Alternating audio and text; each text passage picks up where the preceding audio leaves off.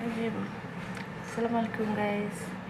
যে বন্ধুরা দেখুন, আজকের আমার দুপুরের কাজ হচ্ছে আমি আজকে কলজা ভুনা করবো। কলজাগুলো ভালো করে ধুয়ে রাখলাম।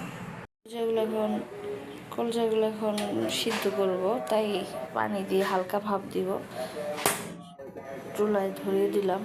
সময় কলজা সিদ্ধ করার সময় হালকা একটু লবণের ছিটা দিয়ে দেওয়া দরকার, তাই একটু ছিটা দিয়ে দিই।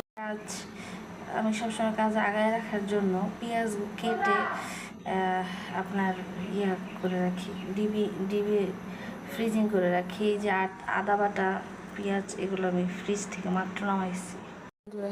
অনেক গরম পড়ছে। কালকে রাত্রে আমের জুস বানিয়ে রাখছিলাম, কাঁচা আমের, তাই এখন এই আমের জুসটা একটু খাবো। অনেক গরম। এই যে গ্যাস কলজাগুলো সিদ্ধ হয়ে গেছে, হালকা ভাপ দিচ্ছি, এখন নামাই ফেললাম। এই যে গ্যাস কলিজা সিদ্ধ এগুলো এখন রান্না করবো। যে কলিজা রান্নার জন্য যত মশলা লাগে মশলাপাতি কষাই নিতেছি, এবং এই যে কাঁচামরিচ ঢেলে দিলাম। একটু কাঁচামরিচ ঢেলে দিলে, কাঁচামরিচ দিলে ভালো লাগে।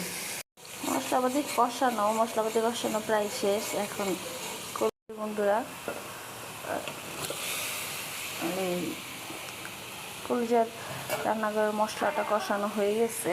এখন কলিজাটা দিয়ে দিলাম, একটু নাড়া দিয়ে ঢেকে দিব। তারপর আপনাদেরকে আমি ফাইনাল লুক দেখাবো। এই যে বন্ধুরা আমার কলিজার ফাইনাল লুক, আমার রান্নার কলিজার ফাইনাল লুক। এই যে বন্ধুরা এখন ভাত বসাই দেব। আজকে ছোট পাত্রেই ভাত বসাইছি, বাচ্চার অভাব নাই, শুধু আমার আর বাচ্চার জন্য। সালাদ খাওয়ার জন্য দুপুরের খাবার সাথে সালাদ খাওয়ার জন্য সালাদ করে নিলাম, খাবারের আগে মেখে নিব। এই যে গাইস সালাদ বানিয়ে রাখছিলাম, ওটা ডলা দিতেছি, মাখতেছি।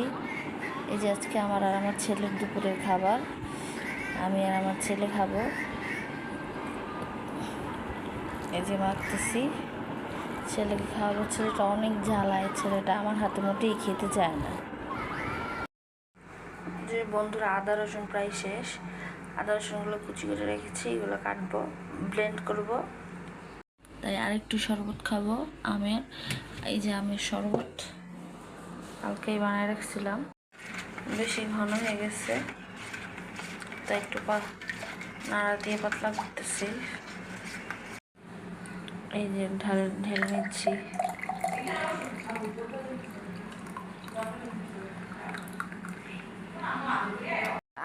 আজকে আমি জুসটা পাইপ দিয়ে খাবো, স্ট্র দিয়ে, বাচ্চাদের মতো। আমার ছেলেটা সারাদিন খালি মোবাইল দেখে আর মোবাইল দেখে।